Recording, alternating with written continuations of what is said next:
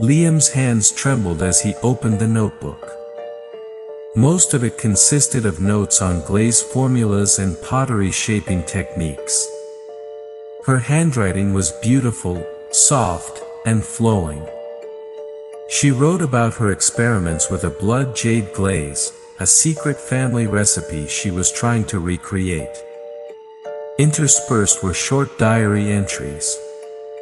Elara wrote about her dislike for the hypocrisy and constraints of the village. She wrote about her dream of leaving Whisper Creek to freely develop her talent. And then, Liam read the words that sent a chill down his spine. Date. Month. He came to see me again. He said he loves me, wants to marry me. But I know he only wants to possess the kiln and my father's blood jade glaze recipe. He is not a good person. The look in his eyes scares me. He said if I don't agree, he won't leave me alone. Date. Month.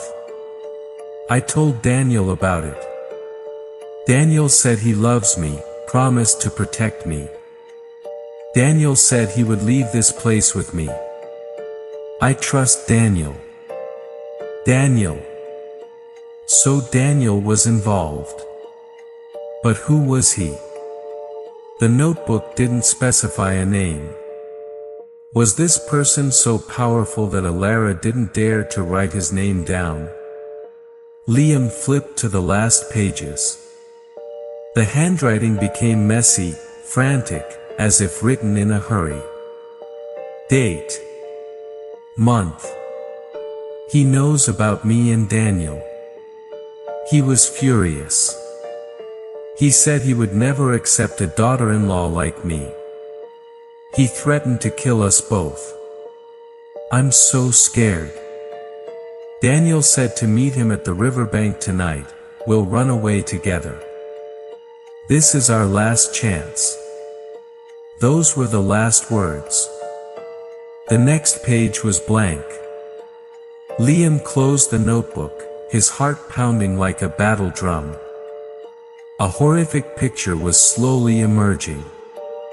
Elara and Daniel had a secret love affair. A third party, a powerful and cruel man, had come between them. That man wanted to possess both Elara and her professional secrets. And the rendezvous to elope at the riverbank on that fateful night ended with Elara's death. Just then, a loud noise came from the gate. Who's in there? Liam jumped, quickly hiding the notebook and the ceramic vase in his backpack. Hawthorne, the village chief, was standing there, his face dark, holding a bamboo stick. He had circled around to the back and saw the collapsed wall where Liam had entered. What are you doing in here? His voice was stern, without any of the morning's friendliness.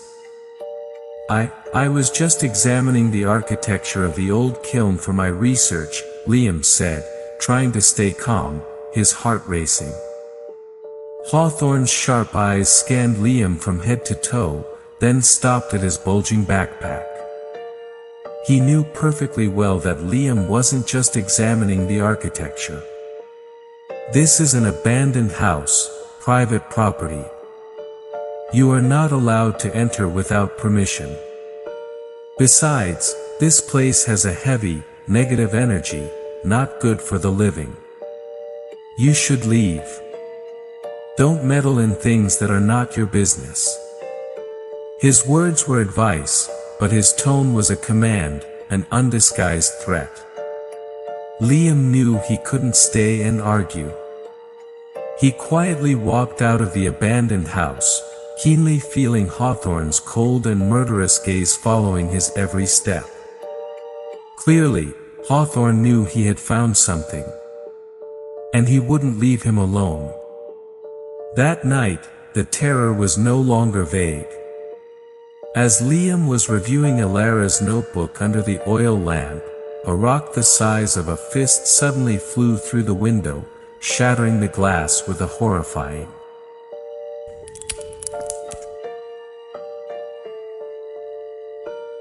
Liam rushed outside but saw no one, only the darkness and the wind whistling through the leaves like a devil's laugh. He returned to the house, his heart still pounding, only to find that Alara's notebook was no longer on the table. It had disappeared. The rock thrower was just a diversion. Someone else had sneaked in through the back door and taken the notebook while he was outside. He realized it then. They didn't just want him to be silent, they wanted to destroy all the evidence. But they had made a mistake. They took the notebook, but they didn't know that the most terrifying evidence, the very soul of the truth, was in the small, jade-green ceramic vase he had hidden safely under his bed. At the same time, at the other end of the village, the lights were still on in Hawthorne's large house. Daniel sat opposite his father, his face drained of all color. On the table lay Alara's notebook. He went into Alara's house. He found this, Hawthorne said, his voice a hiss, pointing at the notebook. See? I told you. That girl's ghost will never leave us in peace. It's been 7 years. Have you had a single good night's sleep in 7 years? Daniel trembled, not daring to look his father in the eye. I don't know. You don't know. Hawthorne slammed his hand on the table. Now he's sniffed it out. That brat from the city. He's going to dig everything up. You have to do something, Daniel. You don't want everything to come out, do you? You don't want the reputation, the career that I've worked so hard to build for you to collapse, do you? Daniel looked up, his eyes filled with absolute terror. Father. What do you want me to do? Hawthorne leaned forward, his voice dropping low, venomous and sinister like a serpent. You have to shut him up. Permanently. Hawthorne's threat and the theft of the notebook had pushed Liam into a corner. He understood that he was no longer dealing with a vague ghost or fears of his own making, but with a real, ruthless, and tangible force. Hawthorne and Daniel would not stop. Go to the police. What proof did he have besides a hallucinogenic ceramic vase and a story that any rational person would dismiss as absurd? They would just laugh in his face. He was alone in this fight. No. Perhaps not entirely alone. An image of the old woman with the clear eyes who had spoken to him about Alara flashed in his mind. Mad Maggie. People called her crazy, eccentric, but Liam had a feeling she was more sane than anyone else in this village. She knew something. Her madness might be a shield to protect herself from a truth too horrific to bear. Liam decided he had to find her. The villagers said Mad Maggie often sat by the riverbank, the very place where Alara was rumored to have died. Liam headed towards the river, his heart full of caution. He avoided the main road, weaving through orchards to avoid being seen. The path to the Whisper Creek riverbank was covered in dry leaves, the sound of his footsteps rustling underfoot. Sure enough, he saw Mad Maggie sitting on a rock, staring intently at the calm, ripple-free surface of the water. Her white hair was tangled in the wind, her mouth mumbling something unintelligible. Liam slowly approached. Mad Maggie. The old woman didn't turn, seemingly not hearing him. She continued to gaze at the river, her voice rising, hoarse and fragmented. Water. The water washes it all away. Washes away the song. Only the cold is left. The cold and the black mud. You're talking about Alara, aren't you? Liam sat down beside her, trying to keep his voice gentle. Mad Maggie finally turned to look at him. Her eyes were not insane. They were deep and held a deep-seated fear, a horror that had been frozen for 7 long years. You are Old Man Howell's grandson. What are you doing back here? Did you come back to be washed away by the water? Go away before the ground beneath your feet gives way. She shooed him away with her hands, her face terrified. I won't go anywhere until I know the truth, Liam said firmly. I know Alara's death wasn't an accident. You know it too, don't you? What did you see that night? Mad Maggie suddenly clutched her head with both hands, her body trembling violently. Saw nothing. Saw nothing at all. The eyes see, but the mouth must be mute. The fish eats the ant, one day the ant will eat the fish. The ant is in its nest, the fish is in the river. Don't let them meet. Her words were disjointed, seemingly meaningless, but Liam, as a researcher of folklore, tried to piece them together. The fish eats the ant eats the fish, a proverb about retribution, about the law of karma. The ant is in its nest, the fish is in the river, a demarcation of boundaries, of order. Who was the fish? Who was the ant? Who had broken that order? Who forced your mouth to be mute? Liam asked directly. Mad Maggie cringed, pointing a bony finger towards the largest kiln in the village, Hawthorne's house, then pointing to her own mouth and shaking her head vigorously. The fear in her eyes was so real that Liam felt a chill himself. Hawthorne had done something to her. She was the only living witness, but one who had been silenced by fear. Ma'am, Liam softened his voice, not wanting to press her further. Instead, he held out the small ceramic vase. Do you recognize this? Upon seeing the vase, Mad Maggie's eyes widened. She recoiled as if burned. Her soul is in the clay. It wants to tell. Clay doesn't lie, only human mouths lie. Go to Silas. Old Silas. His hands will speak for his mouth.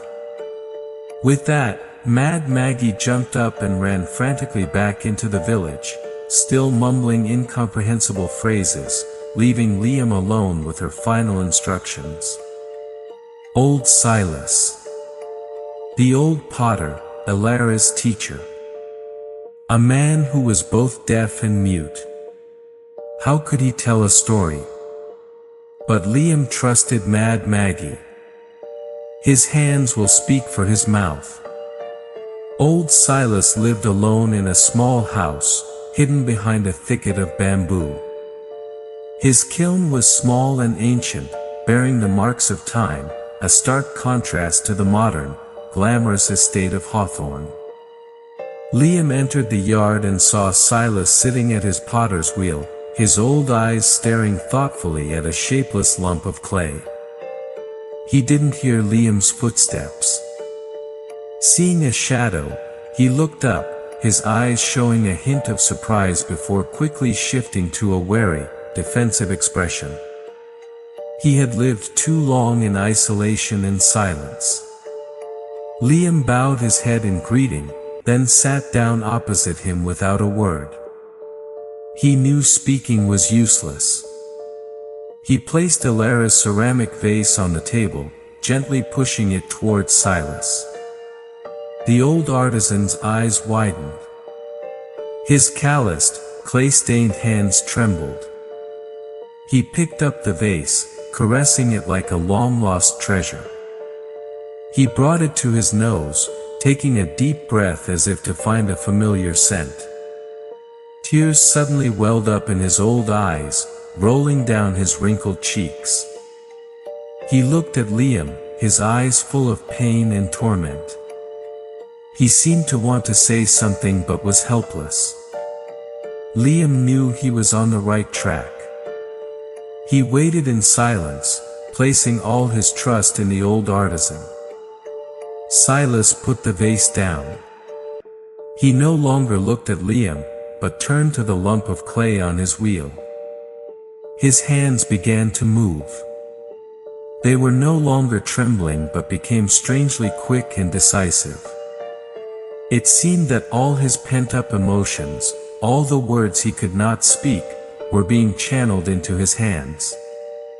Under his hands, the soulless clay began to transform. He sculpted the figure of a girl with long hair and a slender frame, sitting at a potter's wheel. It was undoubtedly Alara. The clay figure, though rustic, exuded a strange vitality. Next, he sculpted the figure of a boy standing next to the girl, his posture somewhat timid and indecisive. Liam recognized it as Daniel. Then, Silas's hands slowed. He took a larger lump of clay, kneading it forcefully. He sculpted a third figure. A large, imposing man, full of authority. Silas emphasized the features on the clay figure's face, creating a patriarchal, domineering expression. When the figure was complete, Silas placed it standing directly in front of the other two. Liam held his breath. That man's statue. It was unmistakable. It was a portrait of Hawthorne. Silas's hands began to tell the story. He moved the figures on the table like actors on a stage. The figures of Daniel and Alara tried to walk together, but the figure of Hawthorne blocked them. The hand of the Hawthorne figure rose, full of anger. The Alara figure stepped back, while the Daniel figure stood motionless, cowering in fear. Then, Silas's hand, representing Hawthorne's action, forcefully pushed the girl's figure. The figure of Alara fell, sinking into the soft clay on the wheel, disappearing without a trace. The figure of Daniel collapsed, kneeling beside the pool of clay. Everything became as clear as day. A truth so horrifying it was unbelievable. He, the one who had threatened Alara, the one she feared, was no stranger. It was the father of the man she loved, Hawthorne.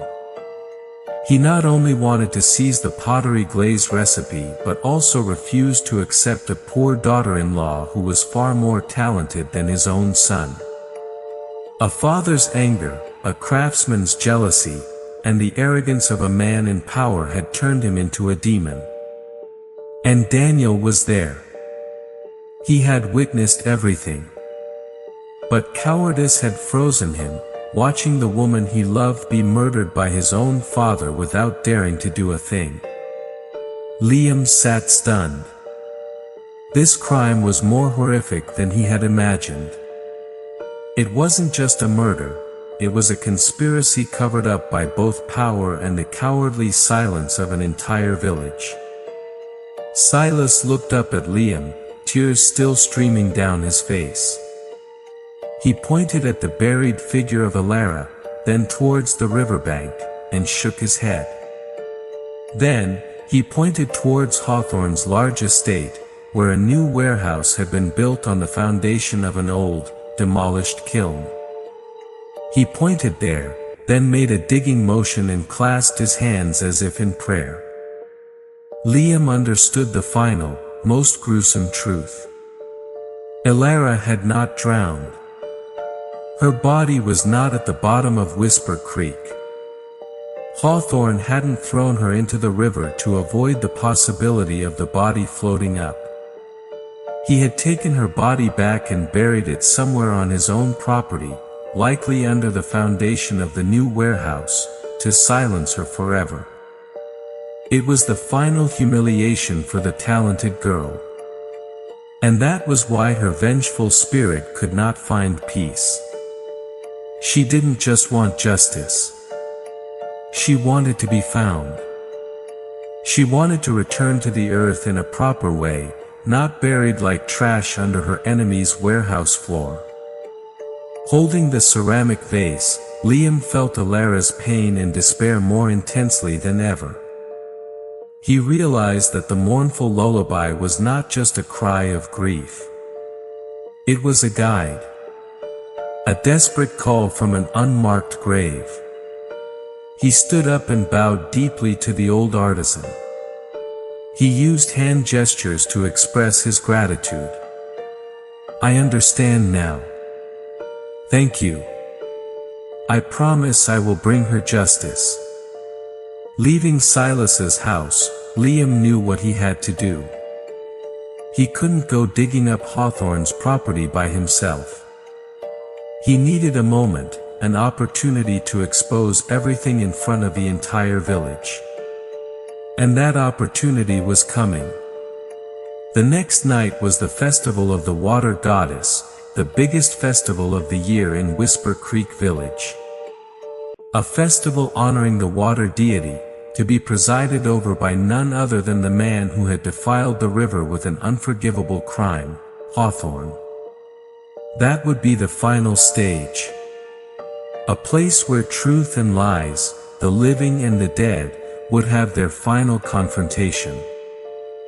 The night of the Festival of the Water Goddess descended heavier than any other. The sky was cloudless yet starless, like a giant black velvet cloth about to collapse on the small village. The atmosphere in Whisper Creek was both festive with the sound of festival drums and laughter, and filled with an unnamed, suffocating tension, like the calm before a great storm. The entire village gathered in the large courtyard in front of the communal house, right next to the Whisper Creek riverbank. Hundreds of lanterns and candles were lit, illuminating lavish offerings of sticky rice, chicken, and fruit. But their light seemed weak and flickering, swallowed by the thick darkness of the night, creating ghostly, dancing shadows on the ground. In the middle of the courtyard, Hawthorne, dressed in a deep blue traditional long coat, stood with a solemn expression before the elaborately decorated altar of the water goddess. Beside him was Daniel, his face as white as a sheet, his vacant eyes staring into the empty space over the river. He wore expensive clothes but looked like a soulless corpse, a puppet waiting for its strings to be pulled. Hawthorne raised his voice, beginning the ceremonial oration. His voice was sonorous and authoritative, echoing throughout the space. He praised the virtues of the water goddess for protecting the villagers, granting favorable weather, and allowing the pottery craft to flourish. He spoke of morality, of karma, of the purity of the soul when standing before the divine. The villagers listened with reverence, none of them knowing that the man preaching morality had a filthy soul and blood on his hands. They didn't know that, right beneath their feet, the Whisper Creek was screaming an unheard injustice. Liam stood in the crowd, his heart pounding in his chest. His hand gripped the small ceramic vase hidden in his shirt. The vase was ice cold, as if it were absorbing all the resentment from the surrounding air. He waited. He waited until the hypocrisy reached its peak. Pray that the villagers may live in peace, that the wicked be punished, the righteous be protected, and injustices be revealed, Hawthorne concluded his oration loudly. That was the moment. And who might that wicked person be, village chief?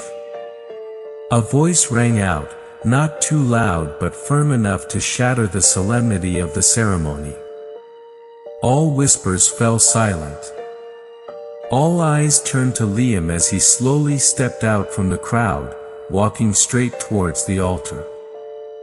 Hawthorne froze, his face changing color. Daniel jumped, taking a step back as if he had seen a ghost. "Liam, what are you talking about?" Hawthorne tried to remain calm, but his voice trembled slightly, the authority in it gone. "Today is a solemn ceremony, don't speak nonsense." "I am not speaking nonsense," Liam said, his voice clear and resonant, loud enough for everyone to hear. "I just want to take this sacred occasion, before the gods and the entire village, to tell everyone a story. A story about the pottery village of Whisper Creek. A story that has been buried for the past 7 years." Without waiting for Hawthorne to react, Liam held up the small, jade-green ceramic vase. The flickering candlelight shone on the vase, making its green glaze look mystical and bewitching. The story begins with this ceramic vase. It was made by a girl of innate talent, a girl named Elara. She was deeply in love with the son of a powerful man in the village. But that father did not approve, he tried every way to separate them. On a rainy night 7 years ago, when the young couple planned to run away together, he intervened. Liam told the story, not as a dry accusation, but as a tragic legend. He spoke of innocent love, of the girl's talent, of the boy's cowardice, and the father's cruelty and greed. He didn't name anyone, but every word he spoke was like a knife twisting in the hearts of Hawthorne and his son. The villagers began to whisper. They looked at Hawthorne, at Daniel, and then back at Liam. The pieces of the past, the rumors, the unusual events of the last 7 years suddenly clicked into place. Suspicion began to spread like wildfire. "Shut your mouth!" Hawthorne screamed, his feigned composure shattered. "Who are you, you little brat, to come here and stir up trouble? Someone, drag him away from me." But no one dared to move. Because as soon as Hawthorne shouted, something strange happened. A biting cold wind suddenly blew from the river, so strong that it made the long coats flutter. All the candles and lanterns in the courtyard were extinguished, leaving only the faint light from the incense sticks on the altar. The entire space plunged into murky darkness. At the same time, the familiar, mournful lullaby began. This time, it was no longer distant or ghostly. It was right next to their ears, the cry of 100 women combined, a wail that tore through the night, striking directly at the heart of everyone present. "Oh, my love! Return my child to the earth. Oh, my love! The wicked must pay." A thick fog from the river began to roll in, cold and damp, quickly enveloping the entire courtyard. The fog was so dense that people couldn't see the person standing a few feet away. The villagers panicked, screaming. Daniel collapsed to the ground, clutching his head, trembling uncontrollably. "A ghost! A ghost! It's Elara! Elara's back!" Hawthorne staggered back, his face pale, his eyes wide as he stared into the fog. "No, there are no ghosts. It's him. It's this brat's trick." He pointed at Liam. But then, he fell silent. Because from within the fog, a figure emerged. It was Elara. She was no longer a vague white shadow in a vision. She appeared clearly in a worn white peasant blouse, soaking wet as if she had just stepped out of the water. Her long black hair was matted against her pale, bloodless face. Water dripped from her body onto the ground, forming a small puddle at her feet, the sound of the falling drops chillingly distinct. But the most terrifying thing was her eyes. They no longer held sadness, only the deep black of resentment, staring intently at Hawthorne and Daniel. "Father, I beg you, forgive me." Daniel screamed in madness, crawling on the ground, kowtowing repeatedly towards Alara's ghost. "It was my fault. I was a coward. That night. It was Father. Father who pushed Alara. He buried her under the warehouse floor. I saw everything. I'm sorry. Alara, I'm sorry." Daniel's desperate confession rang out amidst the wails of the ghost and the horror of the villagers. All secrets were exposed in the ghostly light of the dying night. Hawthorne stared, stunned, at his only son, then at the ghost of Alara slowly approaching. Utter fear turned into madness. "It was you. You demoness!"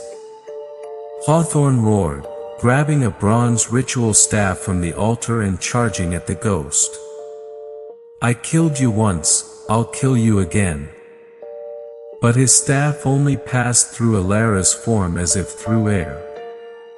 Alara was right in front of him. She did nothing.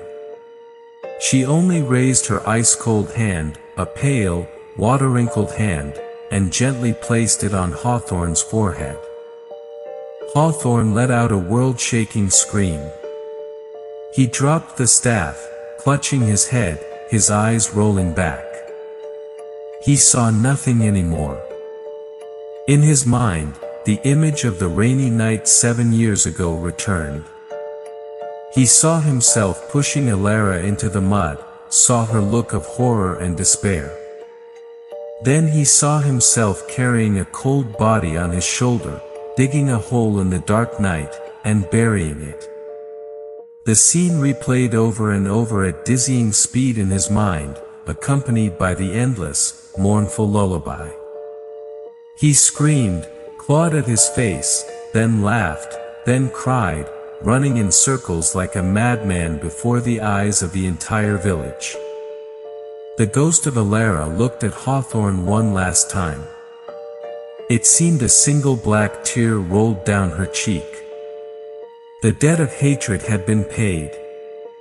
She turned to look at Liam, a fleeting glance, no longer filled with suffering, only a gentle serenity, a wordless thank you. Then, her form faded, dissolving into the fog. The lullaby ceased. The wind stopped blowing. The fog dissipated as quickly as it had come. The candles and lanterns suddenly burst back to life, burning brightly. Everything returned to normal, only the truth had changed forever. A few weeks later, Whisper Creek Village slowly recovered from the horrific shock. Following the directions from Daniel's frantic confession, people dug up the foundation of the warehouse on Hawthorne's property. Under a thick layer of cement, they found a set of skeletal remains. Beside the remains were a few tattered pieces of a white peasant blouse. Alara had finally been found.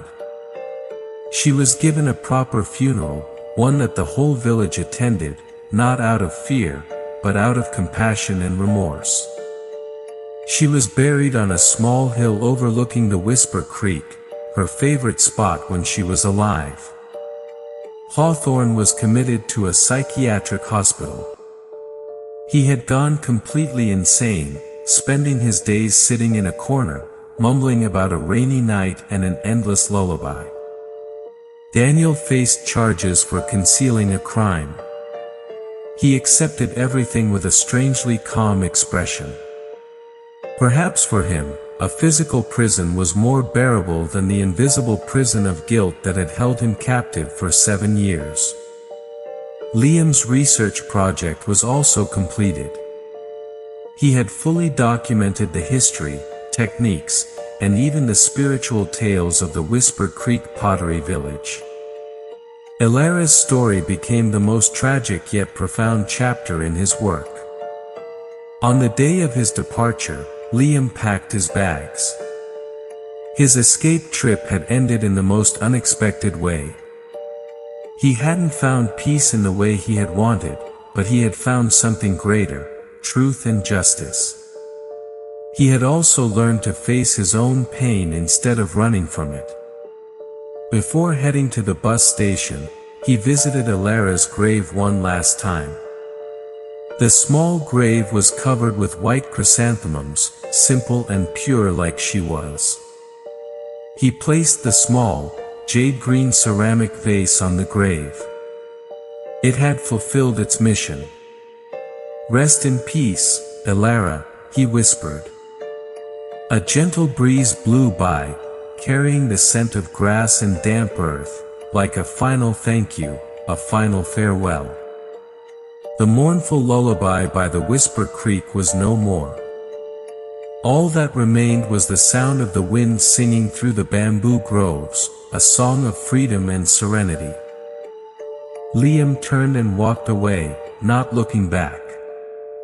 He left Whisper Creek, carrying with him the story of the lullaby by the desolate wharf, of a vengeful spirit who not only sought revenge but also yearned to be heard.